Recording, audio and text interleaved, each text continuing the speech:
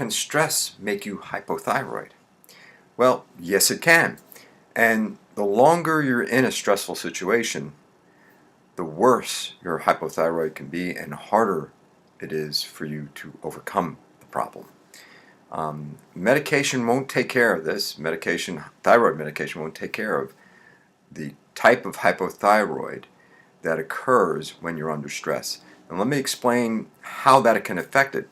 And if you've looked at my other videos, you know how I look at the thyroid as the thyroid system, because you know there are a lot of parts to the thyroid system in order for it to work properly, and certain situations, certain things can actually affect the thyroid system adversely to give you hypothyroid.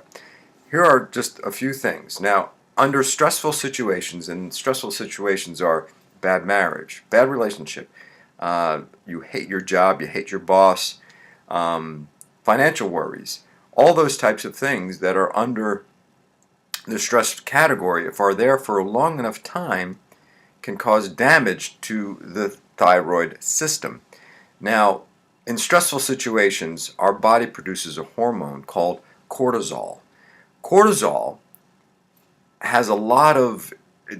interferes a lot with the thyroid system, and in three key areas. One, it interferes with the brain, the cortisol, in the hypothalamus, and you know that's the beginning of our thyroid system. The hypothalamus is very sensitive to levels of cortisol, particularly when they're chronic, when they're high chronically.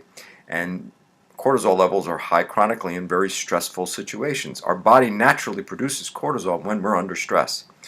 The other place it interferes with what we call the conversion of thyroid hormone. In other words, thyroid hormone goes to the liver, okay, and there's an enzyme called 5'-deiodinase, which you don't have to know how that is, what that means, but it's an enzyme that actually converts the inactive form of the thyroid hormone to the active form of the thyroid hormone.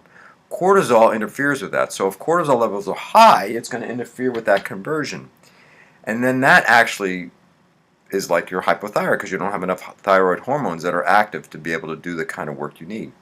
The other place it interferes, cortisol interferes. Now, if you looked at the past video I had under receptor resistance, cortisol also interferes with the action of hormone, the thyroid hormone, actually attaching to the receptor of a cell to make the cell do what it wants. So in other words, let's say this green block is a receptor and my hand is a cell, and this is a thyroid hormone.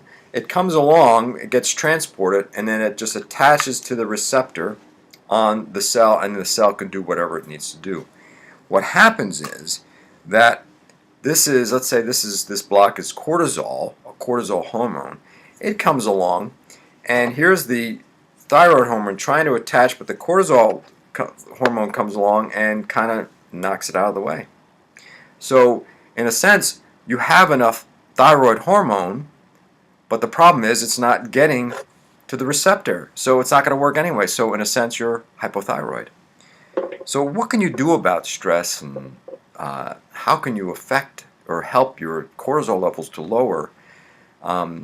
One of the things you can do, and this is really what's quite amazing about our brains, is that by just talking about the stress, dealing with it, realize it's there, putting it out in the open, actually can have a very dramatically wonderful impact on not only your brain but also cortisol levels. Because if you recognize the stress and talk about it and expose it, you actually deal with the stress in a positive way. You see, there are two ways we deal with stress, and stress is the same no matter what type of incident, what is happening to us. One is to ignore it, and when we ignore it, it perpetuates itself. The other is to expose it, and by exposing it, we deal with it, and that actually is good for your brain. And remember, to live longer, eat better, and be active better. Thank you.